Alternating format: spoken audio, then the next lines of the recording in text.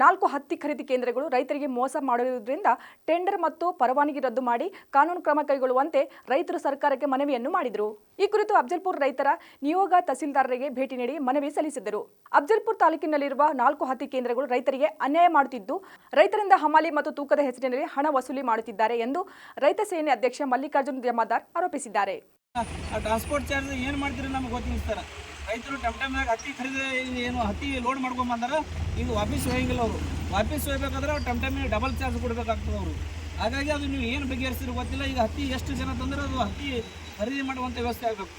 ಈ ಉಲ್ಟಾ ಯಾರು ರೈತರು ಹತ್ತಿ ಒಯ್ಯುವಂಥ ವ್ಯವಸ್ಥೆ ಇಲ್ಲ. ಒಳ್ಳೆಯದು ಹತ್ತಿ ಎಷ್ಟು ಜನ ರೈತರು ತರ್ತಾರೆ, ಇವತ್ತು ಹತ್ತಿ ಖರೀದಿ ಮಾಡಬೇಕು. ಈಗ ನಮ್ಮ ಬೇಡಿಕೆ ಏನೇನೋ ಅವ್ರು ಸರ್ ಓದಿ ಹೇಳ್ತಾರೆ. ಒಳ್ಳೆ ಸೋಮರು ನೀವು ಓದಿ ಸರ್, ನೀವು ಓದಿ ಹೇಳ್ಬೇಕು ಸರ್. ನೀವು ಓದಿ ಹೇಳಿ ಸರ್. ನೋಡಿರಿ, ಇವರು ಬೇಡಿಕೆಗಳನ್ನು ರೈತರಿಂದ ಹಮಾಲಿ ಮತ್ತು ತೂಕದ ಹೆಸರಿನಲ್ಲಿ ಹಣ ವಸೂಲಿ ಮಾಡುತ್ತಿದ್ದಾರೆ. ಸರ್ಕಾರದ ಆದೇಶ ಪ್ರಕಾರದಂತೆ ಪ್ರತಿ ಕ್ವಿಂಟಲ್ಗೆ ರೂಪಾಯಿ 70,520 ದರ ನೀಡಬೇಕು. ಇಲ್ಲಿಯವರೆಗೆ ಹತ್ತಿ ಖರೀದಿ ನೀಡಿದ ರೈತರಿಗೆ ರೂಪಾಯಿ 70,520 ದರ ನೀಡಬೇಕು. ಖರೀದಿ ಮಾಡಿದ 1 ಅಥವಾ 2 ದಿನಗಳವರೆಗೆ ಹಣ ಪಾವತಿ ಮಾಡಬೇಕು. ಹತ್ತಿ ಖರೀದಿ ಮಾಡುತ್ತಿರುವ ಕೇಂದ್ರದ ರೈತರಿಗೆ ಮನವೊಲಿಸುವ ತೇವಾಂಶವನ್ನು ನೀಡಿ ರೈತರಿಗೆ ತಪ್ಪು ಮಾಹಿತಿ ದರ ಮೋಸ ಮಾಡುತ್ತಿದ್ದಾರೆ. ಹತ್ತಿ ಖರೀದಿ ಕೇಂದ್ರ ಪ್ರಾರಂಭವಾಗಿದೆ. ಇಲ್ಲಿವರೆಗೆ ಬೆರಳು ಎಣಿಕೆಯಷ್ಟು ರೈತರು ಮತ್ತು ನೀಡಿರುತ್ತಾರೆ.